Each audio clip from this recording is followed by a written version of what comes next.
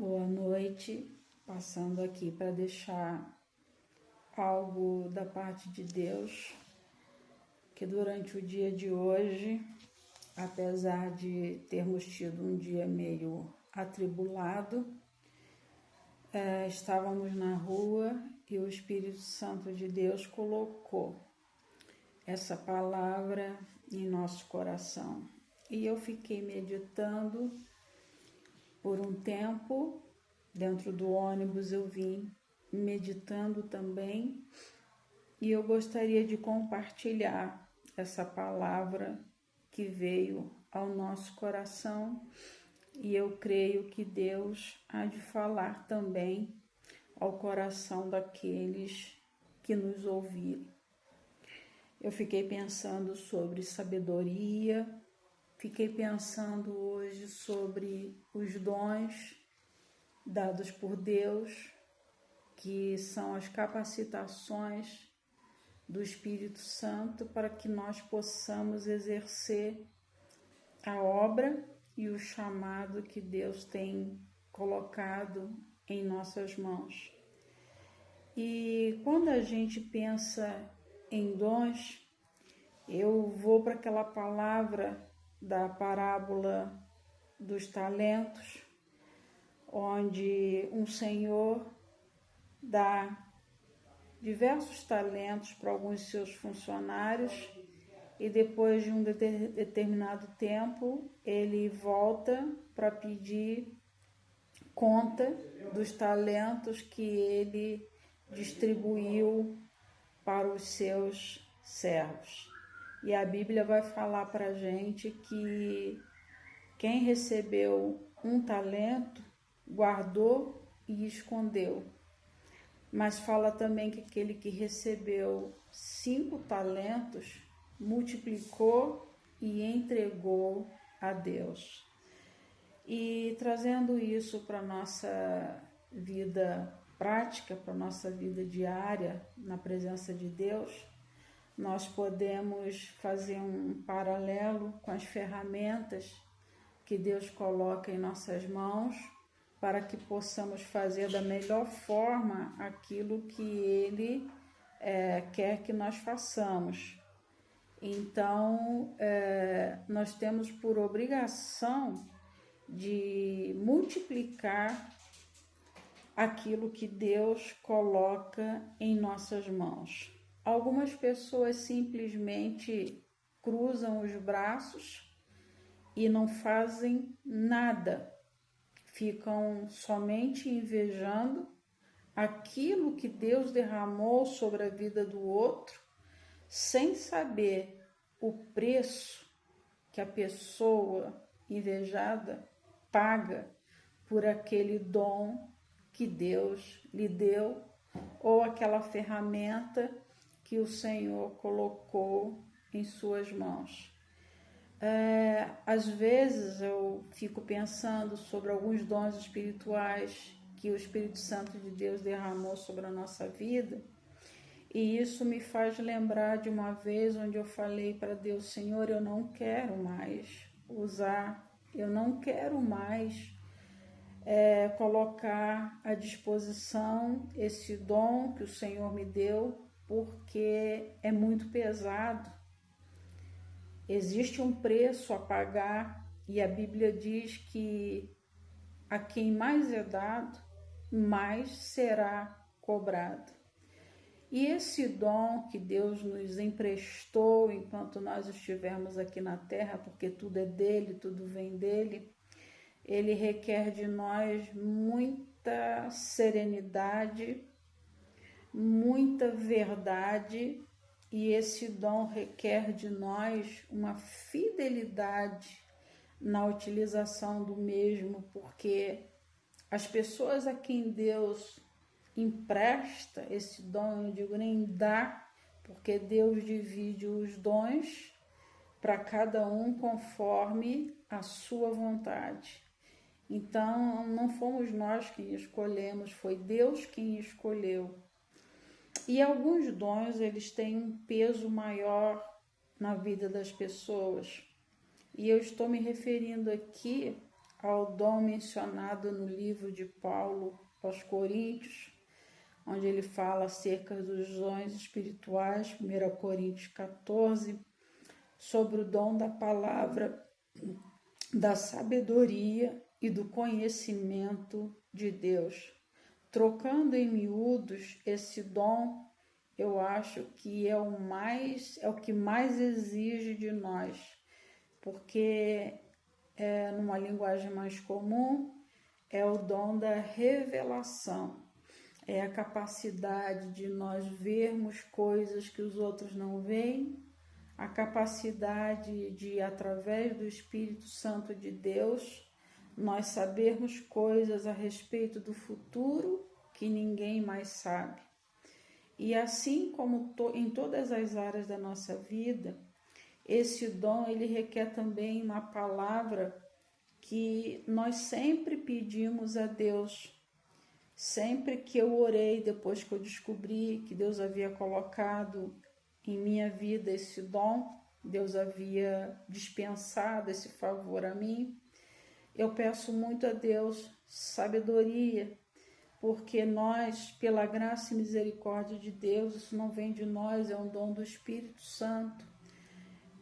Nós damos às vezes destinos para a vida de algumas pessoas e até mesmo para nossas vidas através desse dom da palavra de sabedoria e do conhecimento de Deus.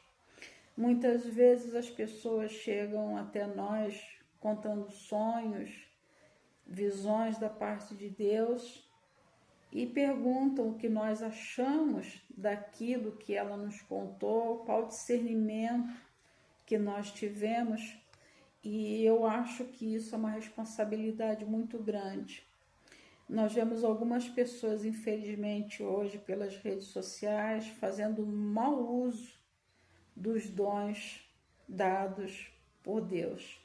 Mas o que consola, o que conforta o nosso coração é sabermos que um dia o Senhor que distribuiu esses talentos, assim como na parábola, ele vai voltar e ele vai pedir contas a nós de tudo aquilo que ele colocou em nossas mãos.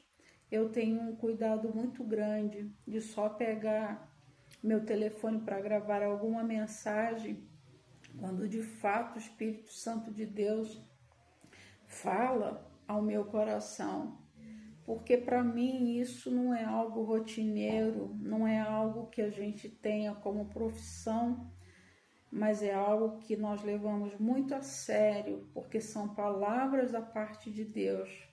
E quando nós pregamos a palavra da verdade, nós precisamos e necessitamos de pedir a Deus que nos dê sabedoria para poder lidar com as coisas que Deus tem dispensado sobre nós, através de nós, e sabedoria até para transmitir aquela mensagem para as outras pessoas que chegam até nós.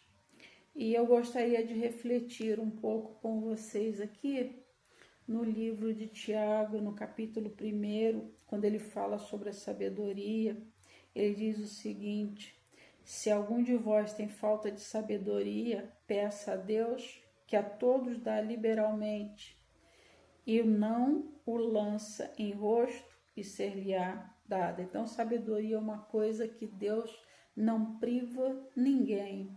E destacando aqui, eu gostaria de deixar bem claro que sabedoria é diferente de inteligência. A inteligência, ela é aprendida. A inteligência, ela é desenvolvida através do conhecimento. Mas a sabedoria é muito diferente de inteligência. Nós conhecemos pessoas muito inteligentes, sem sabedoria alguma da parte de Deus. E quando alguém é dotado de muita inteligência, de muito conhecimento humano, ela corre um risco terrível, que é o de se ensoberbecer, achando que ela é muita coisa no mundo. E eu digo para vocês o seguinte: quanto mais nós temos, mais de Deus nós somos cobrados. E quanto mais cheios do Espírito Santo, mais humildes nós somos, porque muitas vezes nós falamos que pela nossa capacidade humana nós não conseguiríamos com certeza fazer nada. Então a total dependência de Deus é essencial quando nós recebemos um dom da parte de Deus para abençoar outras vidas. Uma coisa que nós precisamos ter também é a humildade. E Tiago ele vai falar algumas coisas aqui sobre a necessidade de pedir sabedoria a Deus para tomada de decisões, sabedoria para nós aconselharmos pessoas que chegam até nós, sabedoria para que possamos agir ou reagir diante da atitude de outras pessoas que não têm o mesmo conhecimento que nós temos, não têm a mesma fé que nós temos, porque a palavra de Deus ela vai falar para nós que Deus deu, ele repartiu uma medida de fé para cada um. Então, a fé de um não é igual à fé do outro. Nós não podemos exigir que as pessoas creiam como nós cremos. A fé é algo individual que cada pessoa tem diante de Deus. Então, a fé de uma pessoa nunca vai ter a mesma proporção da fé de outra pessoa. E cada um vai receber segundo aquilo que crê. E ele continua dizendo para a gente aqui no texto bíblico o seguinte: peça, porém, com fé, não duvidando, que o que duvida é semelhante à onda do mar, que é levada pelo vento e lançada de uma parte para outra. Até para pedir sabedoria, nós precisamos pedir sabedoria com fé, crendo que Deus ele vai nos conduzir da melhor forma, crendo que Deus vai nos usar para que vidas sejam edificadas da melhor forma possível, para que seja eficaz o nosso aconselhamento, para que seja eficaz o nosso direcionamento dado por Deus através da nossa vida, tendo nossa vida como instrumentos. Nós somos apenas vasos de barro nas mãos do olheiro. Eu faço questão de dizer que nós não somos nada. Tudo é aquele que habita em nós. Os dons não são nossos e tudo é dele.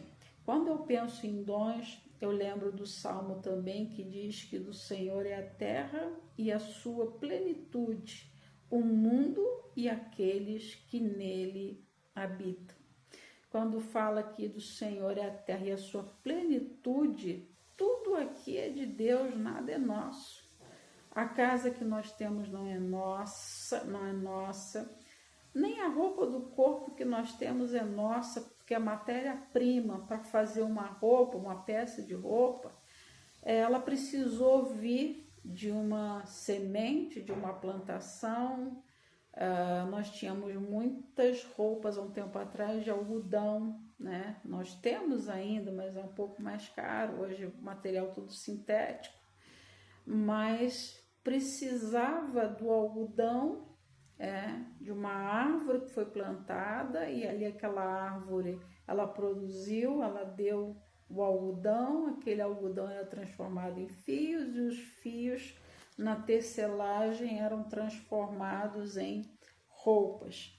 Então a menor partícula, a menor molécula que existe através do conhecimento humano pela ciência, elas vieram de Deus. Então nada do que nós temos aqui é absolutamente nosso. É emprestado por Deus por um tempo, enquanto Ele permitir que nós estejamos aqui nessa terra. E quando nós partimos para a eternidade, Ele vai pedir conta do que nós fizemos com os dons que Ele nos deu.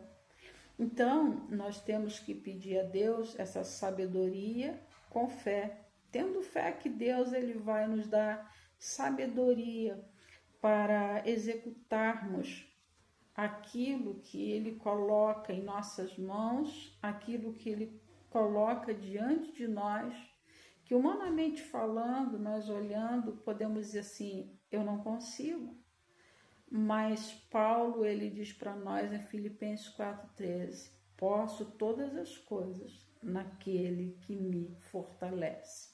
De uma coisa eu tenho certeza, eu posso falar para vocês, eu ensino isso no seminário de capacitação do projeto missionário infantil, além das muralhas do qual nós fazemos parte, que de Deus é o querer e o realizar, e isso a palavra de Deus também ensina.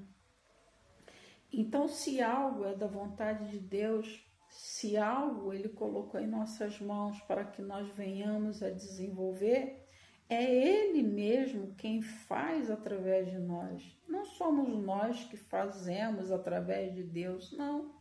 É Deus quem faz através de nós. Porque quando alguma coisa é da vontade dEle, Ele faz com que tudo coopere para o nosso bem. Então, nós precisamos pedir a Deus sabedoria. Se algo que nós temos em mãos é para ser usado em determinada ocasião, se é para outra, porque muitas vezes Deus nos dá ferramentas que não é para aquele tempo que nós adquirimos aquela ferramenta, mas é para um tempo que Deus sabe que lá na frente nós vamos precisar. E ele diz o seguinte, a pessoa que duvida, ela é semelhante à onda do mar, que é levada pelo vento e lançada de uma parte para outra, ou seja, uma pessoa inconstante. E nós não podemos ser inconstantes nessa questão de ter fé, né? Porque a fé é firmeza, a fé é o firme fundamento, mas quem duvida, a Bíblia diz que ele é semelhante à onda do mar. E é interessante como os ventos são capazes de mudar a intensidade e a força das ondas dos mares. E quando a pessoa não está firmada, de fato, na palavra de Deus, ela não tem firmeza na fé, ela se torna como essa onda que é agitada de um lado para o outro, né? Assim como as ondas do mar. Não pense tal homem que receberá do Senhor alguma coisa. Então é impossível Deus dar algo a alguém se a pessoa duvida em seu coração. Pela misericórdia de Deus, nós já tivemos muitas experiências com o sobrenatural de Deus. E o sobrenatural, ele só acontece com quem acredita. Com quem diz claramente que não crê, nunca vai ver o sobrenatural de Deus acontecer. Até porque tem coisas que aos nossos olhos físicos e humanos nós não conseguiremos acreditar de forma alguma, somente com os olhos da fé. E é necessário essa fé firme, constante e que crê no sobrenatural. Então, quando a pessoa pede sabedoria, quando a pessoa tem fé que vai acontecer, Deus realmente ele dá essa sabedoria, ele dá condições da gente executar, mesmo que aos olhos humanos aquilo pareça impossível. O homem de coração dobre é inconstante em todos os seus caminhos, ou seja, hoje crê, amanhã não crê, e nós não podemos ser assim. Nós temos que ter uma fé firme e constante em Deus, porque Deus é imutável, Deus não muda. Nós mudamos, nossa aparência muda, nosso corpo muda, algumas características nossas mudam, nosso comportamento com o passar dos anos muda também. E é bem verdade que a gente diz o seguinte, eu queria ter no corpo de 20 a sabedoria que eu tenho hoje com 52 anos. É interessante que com o passar dos anos vem uma maturidade, vem um novo olhar, uma nova forma de ver a vida, e isso é muito importante. E eu também costumo dizer para as pessoas que ninguém nasce pronto, ninguém nasce pronto. Até o nosso último dia de vida aqui na Terra, nós estaremos num constante processo de aprendizagem. E eu ainda digo mais, um processo contínuo. Sempre, sempre, sempre aprendendo, sempre, sempre, sempre buscando sabedoria para que você possa chegar na eternidade à medida do varão perfeito, que é Jesus Cristo, o único perfeito. Nós somos imperfeitos, mas nós devemos todos os dias pedir a Deus sabedoria para que isso que Ele coloca em nossas mãos, os dons, sejam aperfeiçoados em nós e cada vez mais possamos glorificar o nome dEle através daquilo que Ele coloca em nossas mãos. Por outro lado, quando uma pessoa é dotada de dons, principalmente esses sobrenaturais, esse que nos permite saber algumas coisas que estão ocultas aos olhos de muitas pessoas, mas Deus revela aos seus servos, os profetas, eu digo profetas verdadeiros, que não sabem de nada, não têm contato com outras pessoas, e quando nós encontramos, Deus revela aquilo que está por vir. E isso veio ao nosso coração hoje por conta de algo que o Espírito Santo de Deus nos usou para entregar para uma pessoa em janeiro ou fevereiro desse ano, onde o Senhor prometia que viria uma criança para que o esposo dessa pessoa, dessa minha amiga, fosse honrado. E era desejo do coração dele ter um menino. E na época o Espírito Santo revelou que ela teria um filho, menino, para honrar o servo de Deus. Então eu digo o seguinte, não é adivinhação, é o Espírito Santo de Deus, que ele é atemporal. Deus, ele existe ontem, hoje e existirá amanhã, sendo a mesma pessoa. Deus não muda. Deus é imutável. O homem é inconstante, o homem muda de um dia para o outro, o homem, o ser humano, né? Hoje está bem-humorado, amanhã está de mau humor, mas a Bíblia diz que Deus, ele não muda. Então, ele diz o seguinte, que esse homem que duvida, ele não receberá do Senhor alguma coisa. Então, é necessário ter fé. E ele continua dizendo o seguinte, mas glorie-se o irmão abatido na sua exaltação. Parece uma coisa meio de louco, esse paradoxo que a gente encontra aqui na palavra de Deus. Glorie-se o irmão abatido na sua exaltação. Mas como que pode alguém estar num estado de exaltação se ele está abatido? Eu costumo dizer que esses são os paradoxos do reino de Deus. Quando estou fraco, então sou forte. Aquele que quiser ser o maior, que seja o menor e que aprenda a ser servo. Então, nós não devemos nos gloriar naquilo que nós temos de bom, naquilo que nós fazemos de melhor, nas ferramentas que Deus nos deu e colocou em nossas mãos para que nós fizéssemos com excelência, mas nós devemos nos gloriar no nosso abatimento, porque é no nosso abatimento, no abatimento do nosso eu, que vem a nossa exaltação. E o rico, em seu abatimento, porque ele passará como a flor da erva.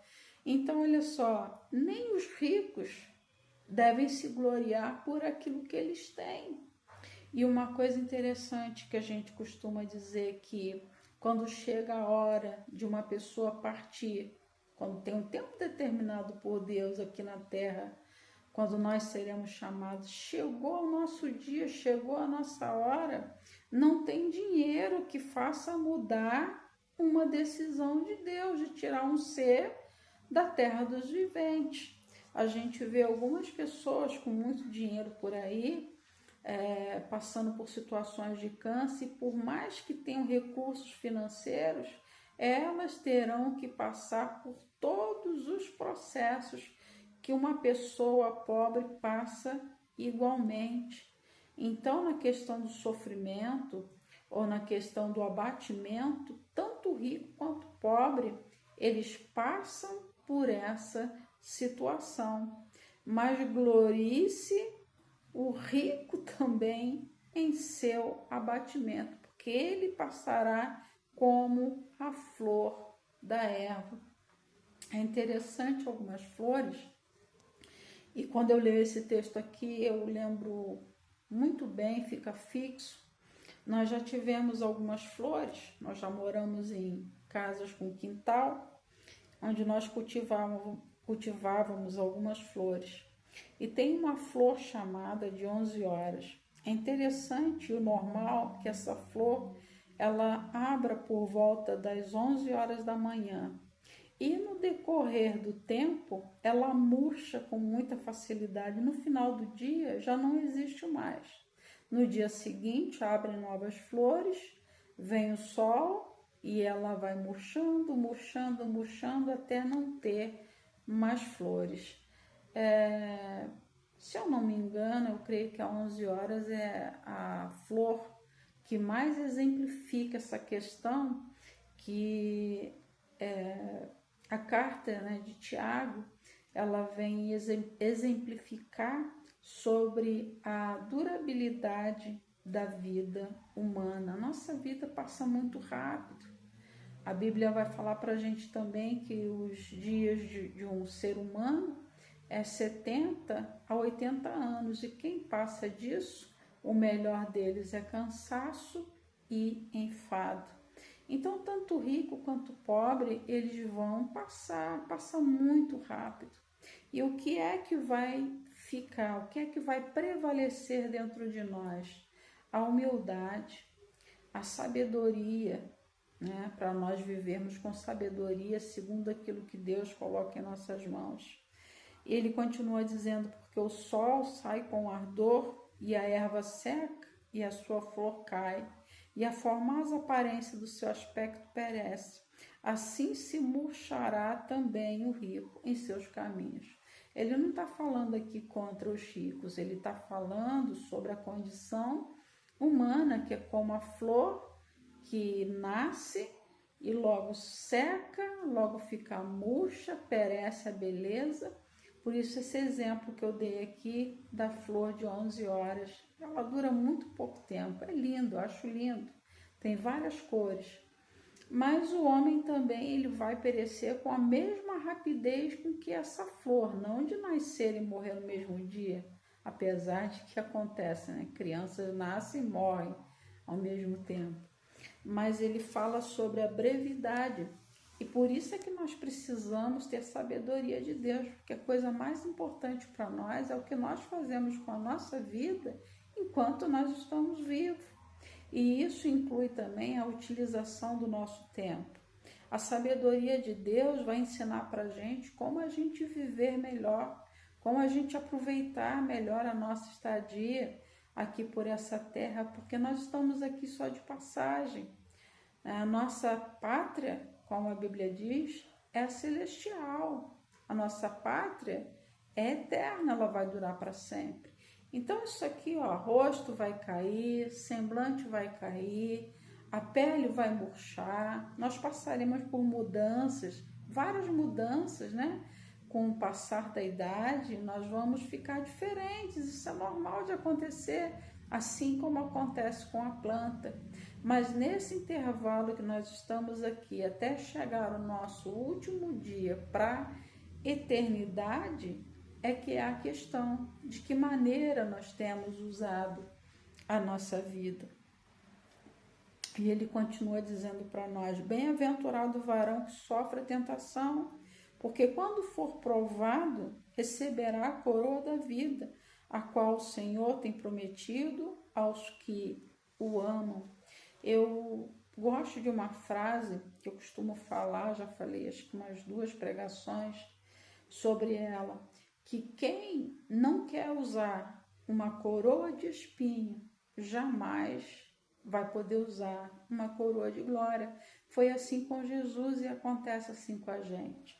Muitas pessoas não querem pagar o preço dos espinhos, mas querem os louros e as famas, querem a glória, mas a glória pertence a Deus.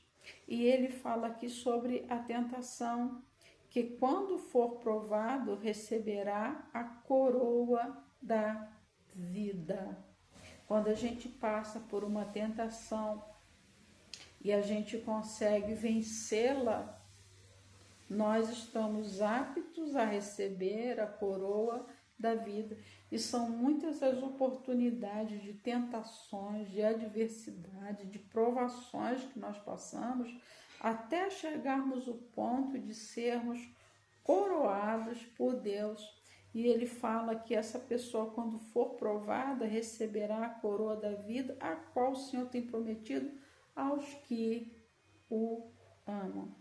E complementando com outro texto, o Senhor ele vem falar para nós que aquele que tem, Jesus falando, aquele que tem os meus mandamentos e os guarda, esse é o que me ama.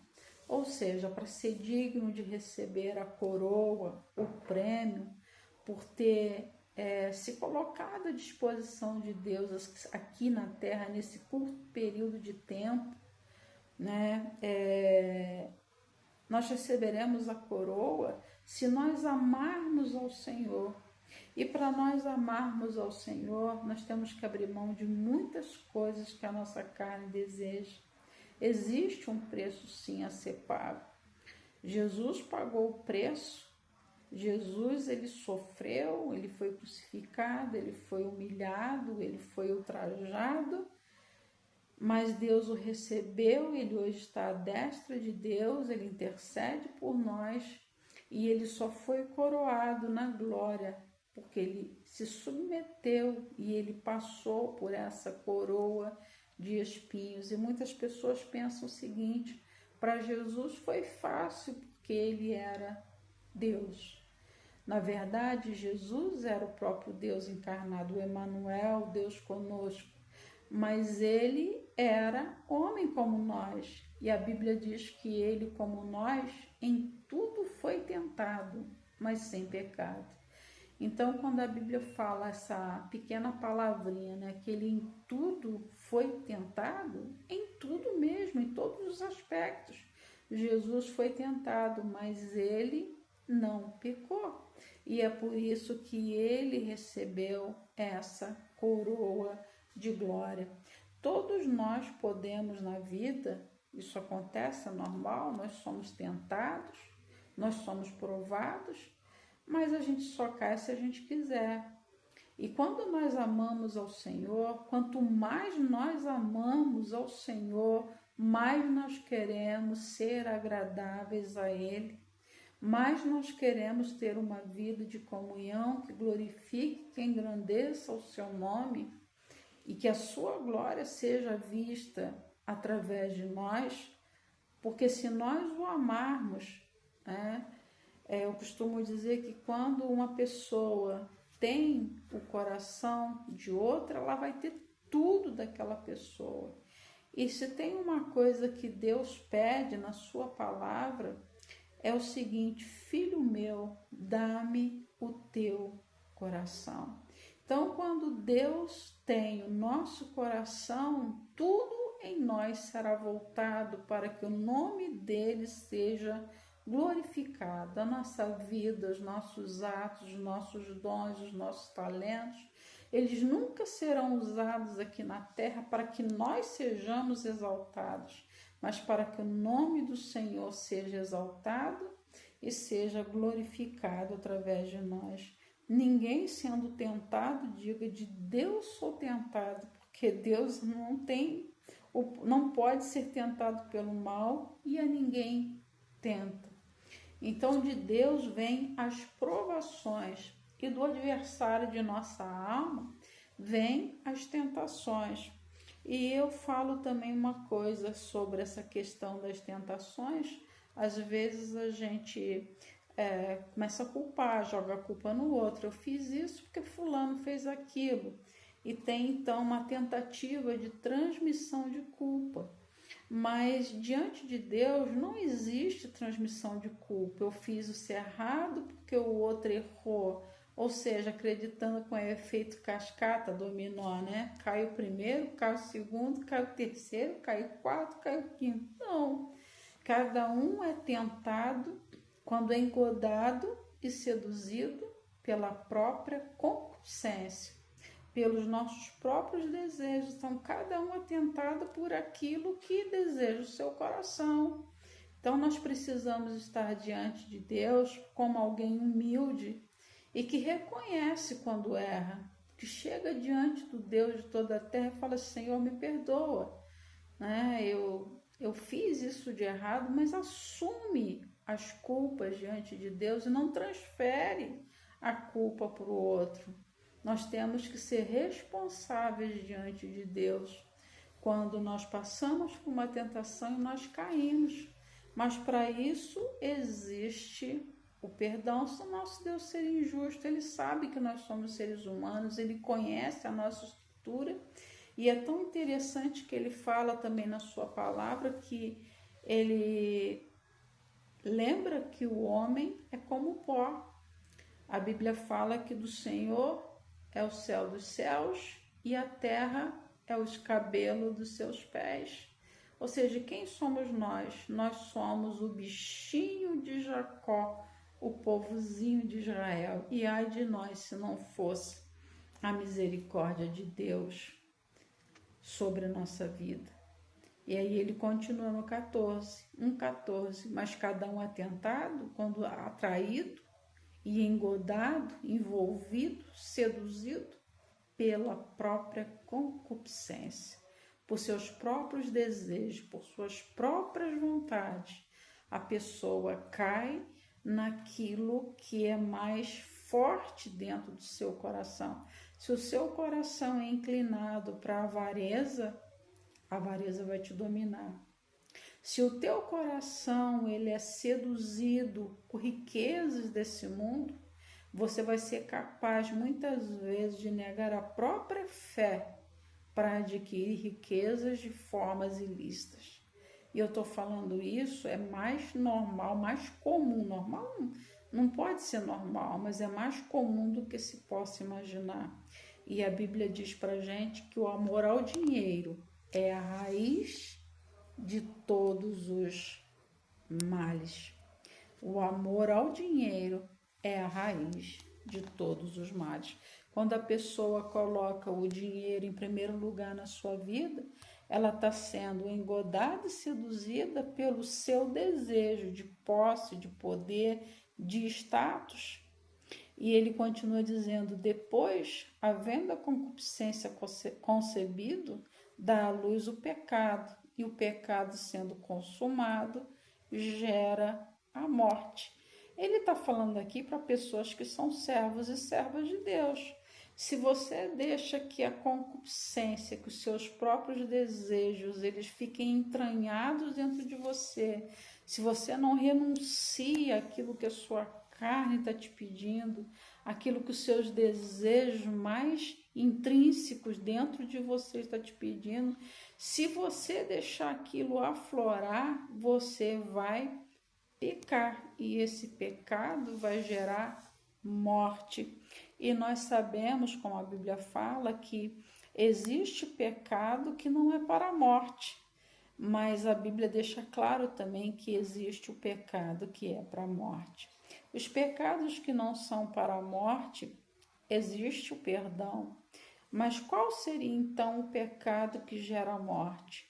É você não deixar, não permitir que o Espírito Santo de Deus te convença do pecado, da justiça e do juízo. Porque o Espírito Santo é Ele quem faz essa obra de convencimento. Mas quando uma pessoa ela tem os desejos malignos dentro do coração, ela sabe que aquilo é errado, mas ela deixa ser concebido, ela deixa nascer o pecado dentro dela, ela deixa aquilo crescer dentro dela e não permite que o Espírito Santo venha transformá-la, venha mudá-la. Esse pecado gera a morte espiritual e em muitos casos também gera a morte física. Então a palavra de Deus ela diz pra gente que há pecados que são para a morte e por esses eu digo que não orem por esses pecados que são para a morte. A blasfêmia contra o Espírito Santo, que é essa questão de não permitir ser convencido pelo Espírito Santo que você está no caminho errado e que aquele caminho errado vai te levar para caminhos de morte. Tem um provérbio que diz que há caminho que ao homem parece ser bom, mas o seu fim leva à morte. Todo pecado, a princípio, tudo aquilo que a gente faz que desagrada a Deus, ele tem um gostinho bom. Todo pecado é agradável no primeiro instante. Mas se a gente deixar que ele seja concebido, que ele venha à luz, que ele nasça, que ele cresça, que ele se desenvolva, no final o que nós vamos encontrar é a morte. E se nós não nos arrependermos enquanto estivermos vivos, nós também, por causa desses pecados de estimação, nós vamos passar para a morte eterna, que é a segunda morte. A primeira morte é do corpo, a primeira morte. A segunda morte é a morte espiritual, quando nós não permitimos que o Espírito Santo de Deus nos convença do pecado, do juízo e da justiça. Não erreis, meus amados irmãos. E agora chega um ponto que foi o versículo bíblico que ficou hoje o dia inteiro ecoando no meu coração e nos meus pensamentos. Toda boa dádiva e todo dom perfeito vem do alto, descendo do Pai das luzes, em quem não há mudança e nem sombra de variação. Eu fiquei hoje por alguns minutos parada em determinado local e o tempo ali foi passando e eu fui observando que conforme as horas do relógio, os ponteiros do relógio, iam passando, a nossa sombra, ela vai mudando de lado. Mas não é porque nós mudamos, nós continuamos sendo os mesmos. A nossa sombra, ela vai variando de posição de acordo com a luz que está refletindo sobre nós. Mas quem faz a diferença é a luz, não somos nós. Nós podemos ficar um dia inteiro no mesmo lugar, no período de sol, não é? Que a nossa sombra ela vai ter uma variação, não por causa de nós, mas por causa da luz que está sendo jogada sobre nós. E me veio esse texto aqui. Toda boa dádiva, todo presente, tudo aquilo que Deus nos dá de graça e todo dom perfeito vem de Deus. Então não vem de nós. Tudo que há de bom em nós não é nosso, é de Deus. Nós já fizemos uma pregação sobre o jovem rico que chega a Jesus, chamando ele de bom mestre, e ele diz assim: bom só um, que é o meu Pai que está no céu.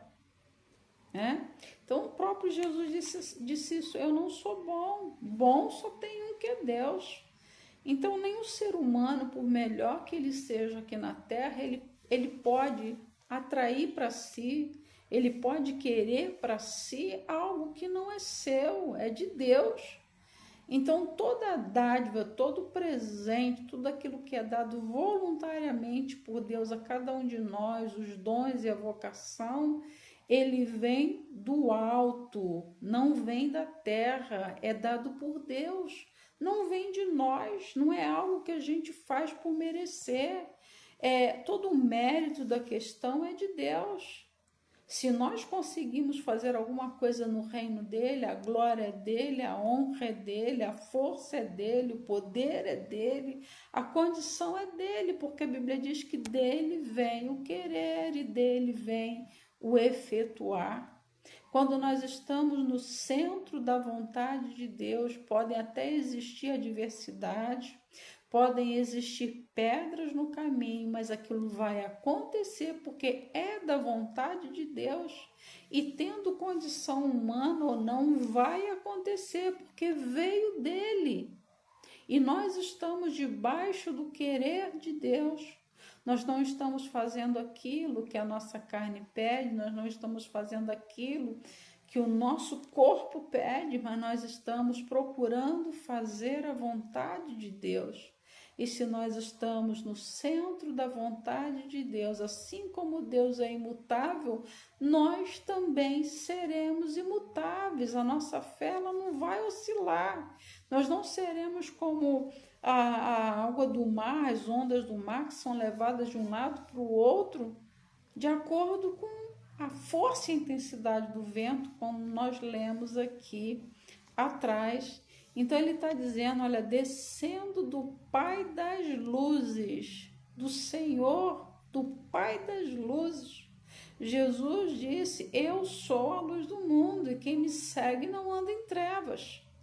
Quando a gente diz assim, a minha vida é um livro aberto, né, que qualquer um pode olhar e pode ler, seja dia, seja noite, pode estar com a maior claridade ou pode estar escuro, a luz de Deus está sobre nós, e quando a luz de Deus está sobre nós, está em nós, dentro de nós, entranhado em nós, nós também não seremos levados de um lado para o outro. Ora eu acredito, ora não acredito.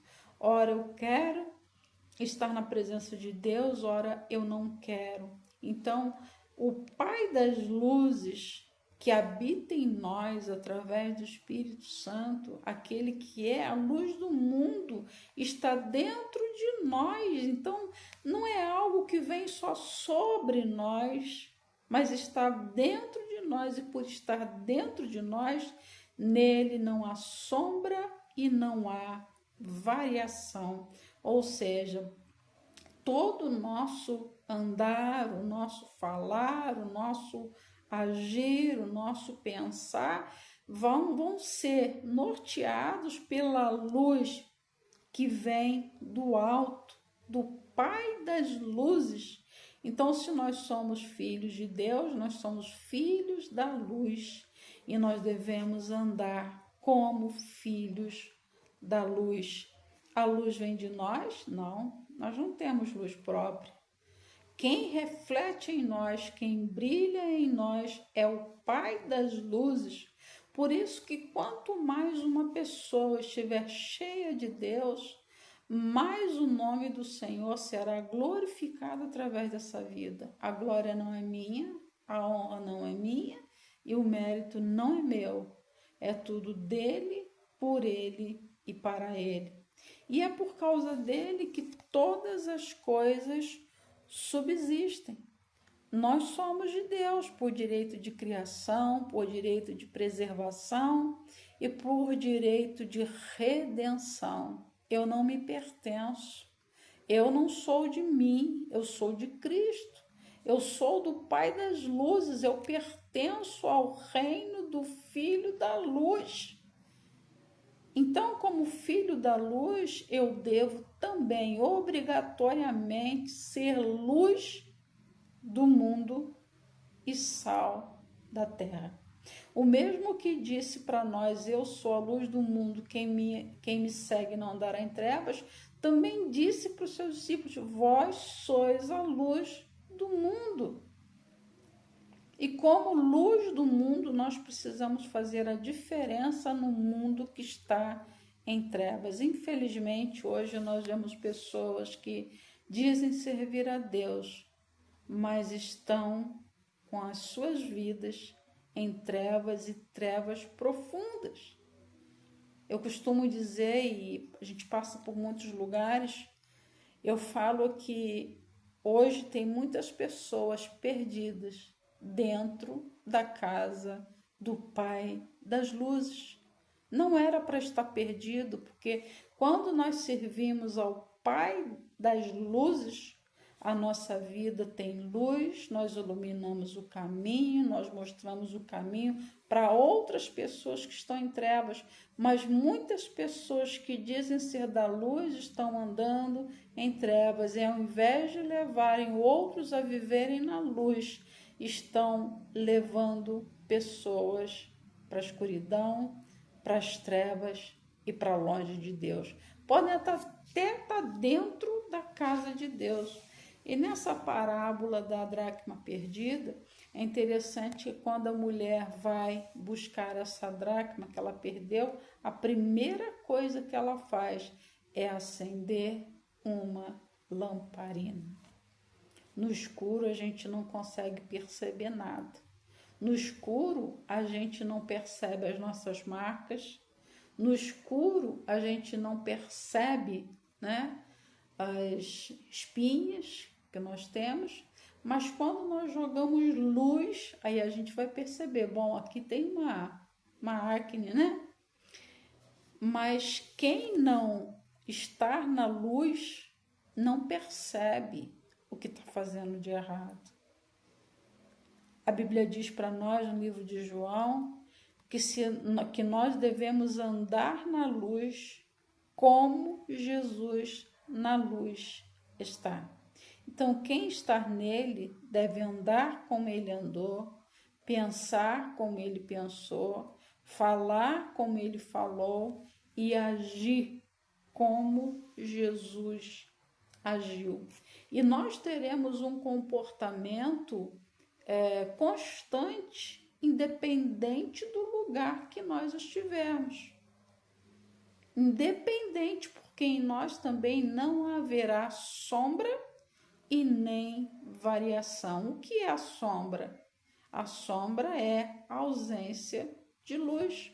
E quantas pessoas hoje estão dentro das igrejas, mas vivendo nas sombras do pecado e não querem vir para a luz, porque quando a luz vem sobre o que está errado, a luz começa a revelar os pecados ocultos, a luz começa a revelar os defeitos, a luz revela as irregularidades. Então muitas pessoas não querem, porque não querem abrir mão daquilo em que estão errando e fazendo contra o Pai das Luzes. Segundo a sua vontade, ele nos gerou pela palavra da verdade, para que fôssemos como primícias das suas criaturas. A vontade de Deus que nos gerou através da palavra da verdade, para que nós fôssemos os primeiros da sua criatura. Deus quer sim que o ser humano esteja numa situação de honra. Deus quer que o homem esteja numa posição privilegiada sobre os animais, sobre as criaturas dele, sobre a natureza. Deus quer que nós sejamos, sim, pessoas honradas, pessoas dignas, mas honrada do ponto de vista de Deus. Não honrado e reconhecido por homens, mas honrado e reconhecido pelo Senhor, de tal forma que nós possamos viver aquilo que Jesus viveu ao ser batizado, quando uma voz ecoou dizendo: "Este é o meu filho amado em quem eu me comprazo". E eu pergunto para você, existe glória maior do que essa? De ser digno, de ser encontrado por Deus como um filho amado, no qual ele tem muito prazer.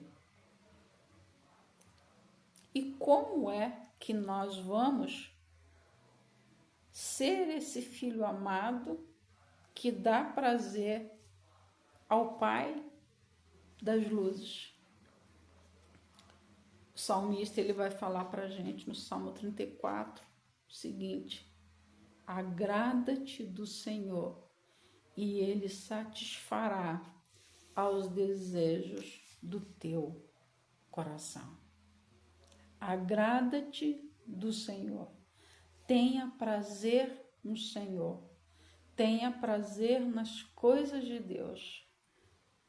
Se delicie nas coisas do Senhor e Ele concederá o desejo dos nossos corações. Eu creio que Deus tem, assim, uma vida abundante para dar a cada um de nós aqui na terra. Mas nada melhor do que ter uma vida espiritual abundante em Deus, de tal forma que seja dia, seja tarde, seja noite, seja madrugada, Deus pode contemplar a nossa vida e Ele dizer: este ou esta é o meu filho amado, é minha filha amada, e nele eu tenho prazer. Um filho amado, ele vai depender da sabedoria de Deus. Jesus, desde criança, a Bíblia diz que ele foi encontrado adolescente no meio dos doutores da lei, e a palavra vai dizer para a gente: e crescia Jesus em sabedoria e em graça diante de Deus e diante dos homens.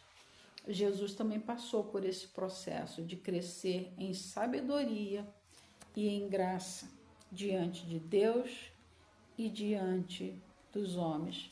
Que o Senhor possa achar em nós essas pessoas desejosas de agradar o coração do nosso Pai e que nós possamos viver na luz, assim como Jesus na luz está. Nós falamos muito sobre o escuro, mas o que é o escuro? O que é a escuridão? A escuridão é a ausência de luz. A gente só passa pela noite porque a Terra vai, no processo dela de rotação, ela vai se distanciando do Sol, que é a luz do mundo. E uma pessoa, ela passa a desagradar a Deus quando ela prefere viver nas trevas do pecado a estar disposto a caminhar na luz do Senhor. E eu te pergunto nessa noite, você tem andado em trevas ou você tem andado na luz? Você tem sido trevas aqui na terra ou você tem sido luz? E a palavra de Deus, para encerrar, ela diz que nós devemos resplandecer. Assim resplandeça a vossa luz diante dos homens. Você tem resplandecido a glória de Deus sobre esse mundo?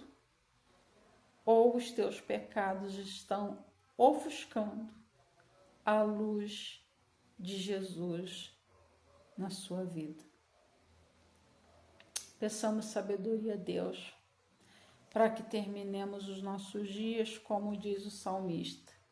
Ensina-nos a contar os nossos dias de tal maneira que alcancemos corações sábios. E quanto mais sabedoria, quanto mais sábios nós formos, mais humildes nós seremos diante de Deus, e diante das pessoas, porque aqui ninguém é melhor do que ninguém. Todos nós somos dependentes de Deus e todos nós devemos reconhecer que o que nós temos, o que nós somos ou o que viremos a ser, é tudo por obra, por graça e pela bondade de Deus. Que o Senhor nos abençoe, que o Senhor te abençoe e que tu sejas uma bênção nas mãos de Deus. Que o Senhor te abençoe e te guarde. Que o Senhor levante sobre si a luz do seu rosto. Que o Senhor tenha misericórdia de ti e te dê a paz. Que o Pai das luzes possa resplandecer a luz dele sobre a tua vida, para que você seja uma bênção e seja um norteador de destinos e luz para o caminho daqueles que não sabem para onde eles estão indo. Que o Senhor te abençoe.